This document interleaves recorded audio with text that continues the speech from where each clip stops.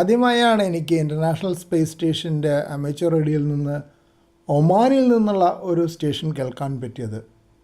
ഇന്ന് വൈകുന്നേരം ഒരു 7:54 പടിഞ്ഞാറ് വശത്ത് കൂടെയുള്ള പാസ്സായിരുന്നു സ്പേസ് സ്റ്റേഷൻ്റെ. സൗത്ത് വെസ്റ്റിൽ നിന്ന് തുടങ്ങി നോർത്ത് ഈസ്റ്റിലേക്ക് പോകുന്നൊരു പാസ്സായിരുന്നു.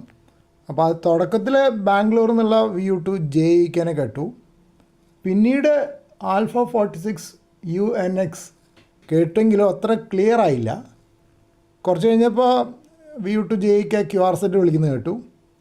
പിന്നെ VU3 YFD കേട്ടു.